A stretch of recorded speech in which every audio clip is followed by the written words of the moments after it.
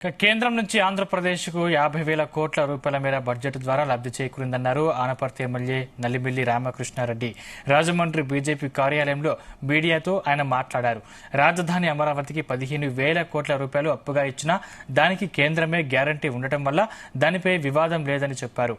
YCP అధినేత Jagan India కూటమికి దగ్గరవుతారని ఎన్నికల అనంతరం తాను ముందుగానే చెప్పానన్నారు ఎమ్మెల్యే రామకృష్ణారెడ్డి. వివాదం నడుస్తూ ఉంది.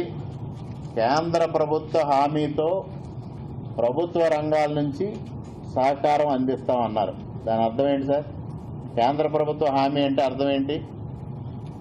అప్పు అంటే రాష్ట్ర ప్రభుత్వం హామీ ఉండాలి.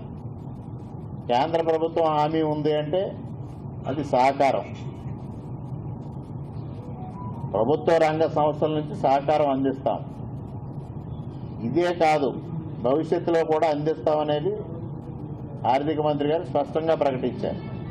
దాన్ని అనవసరంగా జగన్మోహన్ రెడ్డి గారు వివాదం చేస్తా ఉన్నారు. జగన్మోహన్ రెడ్డి గారికి ఈ కేటాయింపులు చూసిన తర్వాత తలెత్తుకోలేని పరిస్థితి ఏర్పడింది. మెల్లమెల్లగా ఆయన ఇండియా వైపు అడుగులు వేస్తా ఉన్నారు.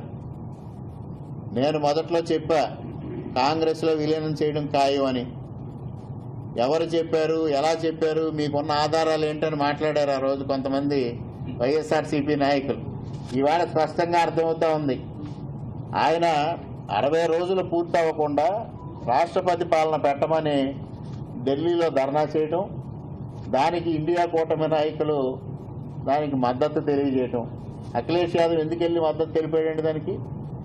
కాదండి, ప్రతిపక్ష హోదా చివరికి ఆయన పరిస్థితి ఎలా వచ్చింది అంటే ప్రత్యేక హోదా కోసం పోరాడరా